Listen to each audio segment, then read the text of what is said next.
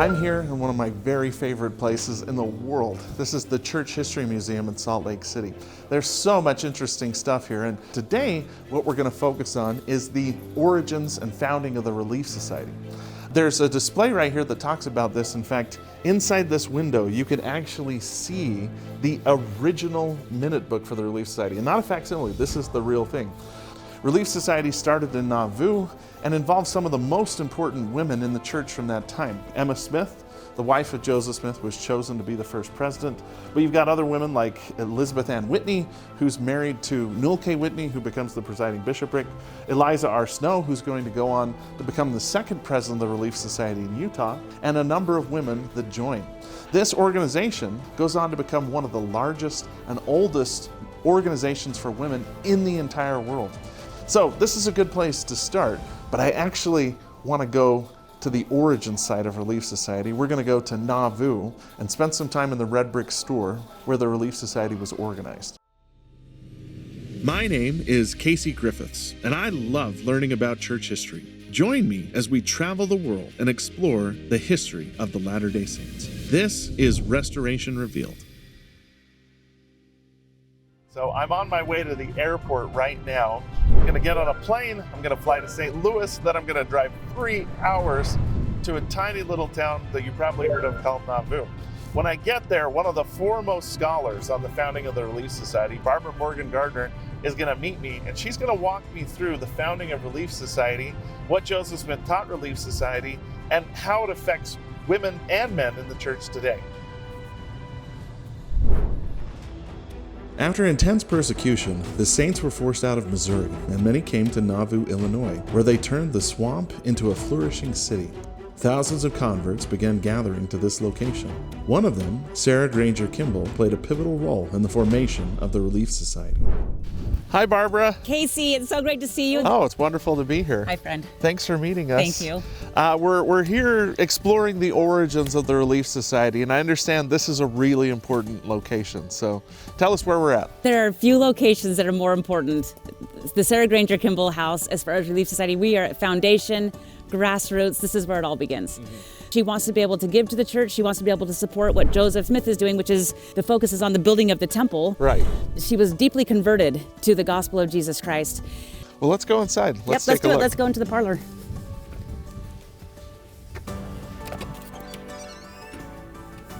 It was in this home where Sarah Kimball and her friend Mary Cook met and came up with an idea to form an organized group. So this really starts with these two women that are just talking.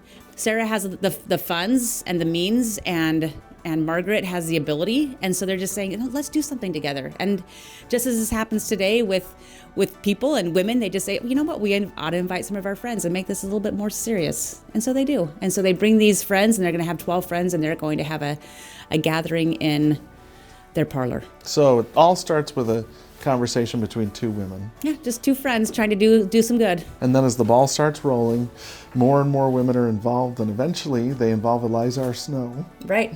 And Emma Smith, Sister Cahoon. I mean, we have so many more. So they eventually end up coming in here, and maybe we could go into the parlor and we could talk about, look at what this gathering looked like. Yeah, okay. Societies of women are happening all over the country at this point, right? And so they are going to be creating some type of society. They come in here, and we just know that in the parlor, they actually meet together. There are 12 women. They sit down, and they decide that they're going to actually write a formal constitution. So Eliza goes to Joseph Smith. She takes this constitution of sorts, gives it to the prophet, and he says, this is the best thing he's seen, as something like this. But then he says, the Lord has more for you. I will organize the women under the priesthood after the pattern of the priesthood. The church was never perfectly organized until the women were thus organized. And so from that point, he invites the women to get together the following Thursday, and they're going to actually go to the red brick store, March 17th, 1842, and he is actually going to organize them after this pattern of the priesthood. These 12 women, married, single, older, younger, Children, no children. They're just a group of friends trying to get together to do something good. So we have a diversity that ends up becoming very unified as they're going forward. So I think that's one important point. Another one is just, this is grassroots. This is not coming from the prophet telling the women what to do. This is a group of women who are genuinely just trying to be good. But millions of women now throughout the world to be able to serve and do good, and for the purpose of not simply making clothing, doing the temporary, which is important, but he creates a society now in which women are saving the souls of mankind throughout the world.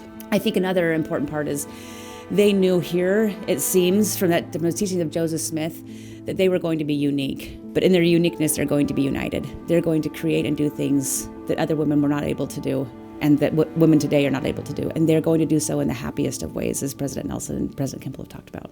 Often we don't realize the seed that we're planting is really becoming that oak tree in a sense, and here they're planting a little seed, and the influence that women have throughout the world is huge. It starts here. Right here, Sarah Granger Kimball. And then we go to the next place, which is the Red Brick Store. Red Brick Store. So should we go over there? Let's go over Okay, there. let's go. The Red Brick Store in Nauvoo, Illinois, was established by the prophet Joseph Smith in 1841 as both a community hub and a place of sacred significance. So Barb, tell us about this building and why it's so special. Okay, so this is the famous Red Brick Store. Okay. In March of 1842 until today, we look to this building as women in the church to, this is the place that the Relief Society really did begin. Back in the day, they would actually have a vote. They would accept people into Relief Society. Today, you turn 18 and you enter into Relief Society. So you lead the way. Really? We've arranged Okay, for this, and I'll follow your lead here. I am 5'9", like Emma was. Is that how tall Emma was? Yes. So here we are entering the Red Brick Store. This is it, huh? The Red Brick Store. All these things that we see today, these are additions, right? They've got period things that they're selling and some cool books. First 50 Years of Relief That Society. is a fantastic book. Awesome. But I do wonder, when the women came in for the first time, as they were coming in for Relief Society, and they knew that Joseph Smith was the one that was now, in a sense, guiding them through this process of starting a Relief Society, how significant was that to all these women that were walking in for the first time, knowing that Joseph Smith saying to them, I have something more to give you.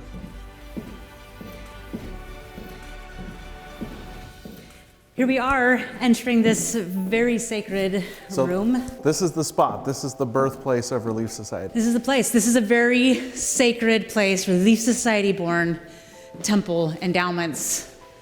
This is where Joseph Smith really does turn the key to the women of the church and give them the authority. Yeah, in fact, he reads all of Section 25 to them. He does. So Section 25 is given 12 years earlier in Harmony, Pennsylvania, right after the church is organized. This is the first revelation we actually have recorded in the Doctrine and Covenants where the Lord is actually speaking to a woman. And of course, how fitting that it's Emma, the wife of the prophet. Right. Right. Correct me if I'm wrong, but when Joseph Smith meets with the Relief Society, he says this was initially given to Emma, but this is a blessing to all women in the church. So everybody needs to read Section 25, but especially women.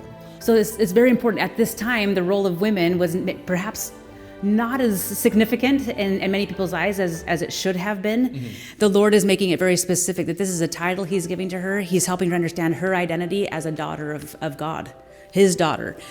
Thou art an elect lady, whom I have called. So at this point, there was no fulfillment of that, but at that time, but now we're in here, March 17th, 1842. We have this meeting of the Relief Society. Emma is specifically called an elect lady. Then finally, and thou shalt be ordained under his hand to expound scriptures and to exhort the church, according as it shall be given thee by my spirit. And it's not common in this particular time for women to be asked to be preachers, to expound scripture, to teach. This is really forward-looking. And also for us, it's a reminder for all women, since it's speaking to all women, that the responsibility of women in the church is to be grounded in the gospel of Jesus Christ, to actually know the doctrine and have something to be talking about, to actually understand the scriptures well enough to be teaching them and exhorting and expounding in that way. Well, the next line is kind of the one that's always stood out to me, where he says, thy time shall be given to writing and to learning much. And this is a time when women aren't given a lot of educational opportunities. It's sort of like, figure out how to run your home and that's it. But the Lord is telling her, and by extension, telling all the women of the church, we need you to get an education. We need you to be learning things. We need you to be involved in this story. But this call for the women of the church to be writers, I can personally not emphasize that more. Yeah. We need journals, we need diaries, we need examples. We have scriptures, and people often will say, why don't we have more writings from women? Well, women need to be writing to have more writings. Yeah. And Eliza is a great example because she's the secretary taking Right. the minutes at this meeting. She's going to become the second president of the Relief Society. And my understanding was she took the minutes to the meetings. When she would organize a new Relief Society, she'd pull out and say, here's what we did in Nauvoo, here's what I wrote down. That's where a lot of the stuff that allows us to re-institute Relief Society in the West comes from. She was given the book, right? She was given the book to actually start writing those notes, and that book that she was given is the book that stands as an artifact of those early days of the Relief Society today. It's a fantastic record. Emma actually says to the Relief Society, we are going to do something extraordinary. And then she continues, she says, we are going to do something with a multitude of Mormons on board. We should consider that a loud call for relief. We expect extraordinary occasions and pressing calls. One of the examples she gives is she says, when a boat is caught on the rapids, we expect to jump into this. So this is more than just dropping dinner off at someone's house. There was a debate at the time regarding the name of the Relief Society. John Taylor thought one thing, others perhaps thought the other. Emma Smith, Eliza R Snow, and others were very, very strong in saying, we want this to be called the Relief Society. They had benevolent societies. They wanted to make a significant difference. Our responsibility is for the relief of the people. We are doing humanitarian efforts all over the world under the direction of a woman who is the head of this whole humanitarian society. And then we also have the purpose of the Relief Society being not just this careful charity, I would say charity type of organization, but this is more than that. This is women who are saving souls. Back then, they're dealing with religious refugees coming to Nauvoo. Today, it could be a religious refugee in Eastern Europe or in the Middle East or all over the world, but women are still playing this active role to do good, to be good, and to save souls. And then finally in verse 15, keep my commandments continually, and a crown of righteousness thou shalt receive. Now we think specifically of this crown of righteousness. We look in the footnote in verse 15, and it's exaltation. We are the only church I know of that teaches that women actually will become goddesses and queens and part of what is significant in the Most High. A heavenly mother is the potential, right? I mean, that is divine as far as we can understand. Right.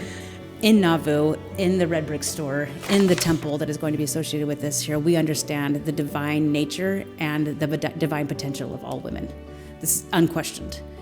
And then finally, verily, verily, I say unto you that this is my voice unto all. This Relief Society is going to continue through the martyrdom of Joseph Smith.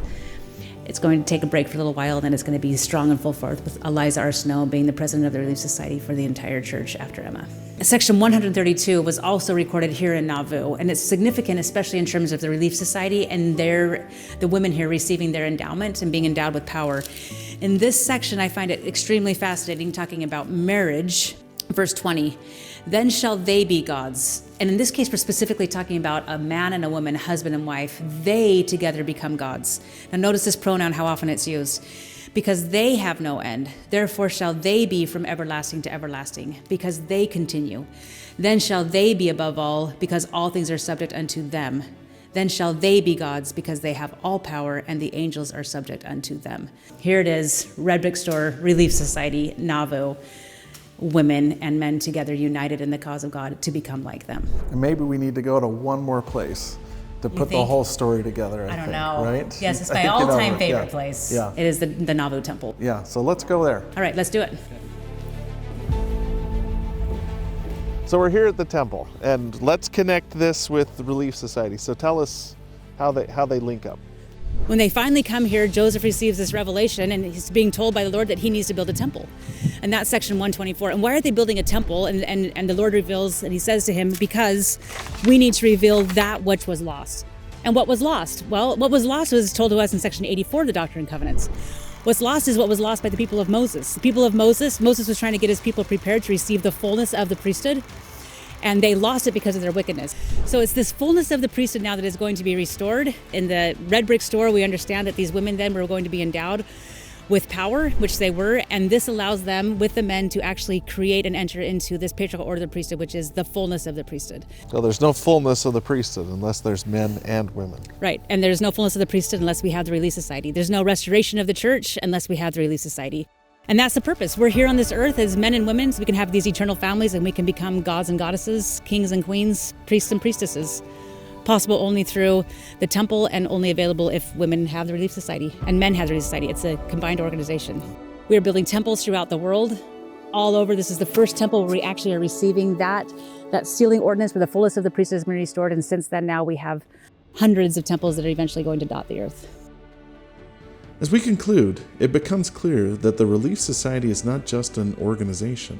It's a divinely inspired sisterhood designed to help women discover their eternal worth and identity. Within its teachings and service, women find strength, unity, and purpose. And in the temple, we see the ultimate fulfillment of those blessings. As men and women stand together, they can receive the fullness of priesthood ordinances and covenants that lead to eternal life. By embracing the mission of the Relief Society and seeking the power of the temple, every daughter of God can come to know who she truly is, receive a crown of righteousness, and partake in the glorious destiny that awaits her in the presence of her heavenly parents.